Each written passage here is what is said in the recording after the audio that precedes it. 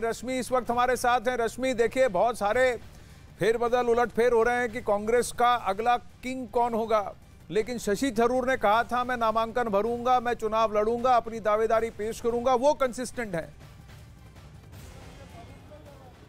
बिल्कुल आनंद, जो आपने एक बात कही है कि ये लड़ाई हो गई है थरूर वर्सेस खड़गे, लेकिन ऐसा कतई भी नहीं है। ज़मीनी सच्चाई ये है कि हम सब जानते हैं कि आगे आकर शशि थरूर ने क्या कहा। उन्होंने यही कहा कि वो चुनाव महज इस बात के लिए लड़ रहे हैं कि लोगों को लगे कि कांग्रेस अध्यक्ष पद का चुनाव हो रहा है।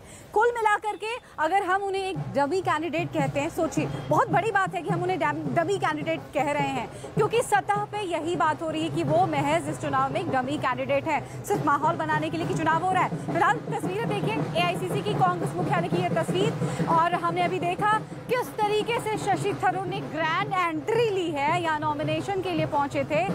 इन्हें देखिए, घर से ही सोप मैन्युफैक्चरिंग करते हैं और महीने का 1 लाख कमाती हैं। आप भी सोप मैन्युफैक्चरिंग करना चाहते हो, इनसे सीखना है तो फ्रीडम ऐप को अभी डाउनलोड कीजिए। ढोल नगाड़ों की थाप पर यहाँ पर पहुंचे लोग जिंदाबाद के नारे लगा रहे थे उनके लिए, और जैसा कि आपने कहा कि खड़गे साहब के समर्थन में G23 ग्रुप आ गया है, तमाम बड़े नेता आ गए हैं। जी, केरल के कई सारे कांग्रेस के वरिष्ठ नेता, वहां KC वेणुगोपाल भी दिख रहे हैं उनके साथ, और कई सारे केरल के नेता हैं। जिस तरह से ढोल नगाड़े जिसकी आवाजें सुनाई दी, वो बिल्कुल केरल के वाद्य यंत्र लेकर वहां पर उनका वो एंट्री ली है शशि थरूर ने।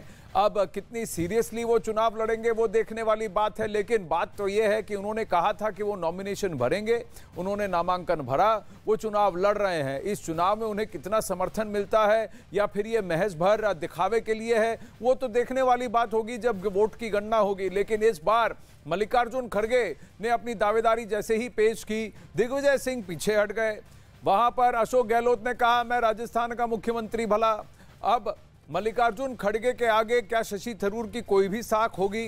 केरल लॉबी कांग्रेस का है, वो क्या कर्नाटक लॉबी कांग्रेस के उससे क्या कितना उनका मेल जोल होगा और कितना उधर वहां पर क्लैश होगा, वो देखने की बात है। और फिर रेस्ट ऑफ इंडिया से जो कांग्रेस के वरिष्ठ नेता हैं वो किस खेमे की मदद करेंगे? G23 के जितने नेता हैं वो क्या शशि थरूर के पक्ष में होंगे या मल्लिकार्जुन खड़गे जी के साथ होंगे, वो भी देखने वाली बात होगी। वो कितने एक्टिव होंगे इस चुनाव में और उनके जो सपोर्ट लॉबी है वो कितनी एक्टिव होगी, वो देखने वाली बात होगी।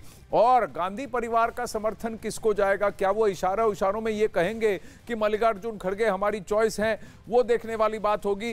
खास साफ तौर पर किसी ने कहा नहीं है, लेकिन जिस तरह से मल्लिकार्जुन खड़गे जी को आगे किया जा रहा है वैसा लगता है कि गांधी परिवार की तरफ से थम्स अप मल्लिकार्जुन खड़गे जी के लिए है, शशि थरूर जी इस बात के लिए कि ये प्रोसेस पूरी तरह से डेमोक्रेटिक था, इलेक्शन हुआ है सिलेक्शन नहीं, क्या इसके लिए है?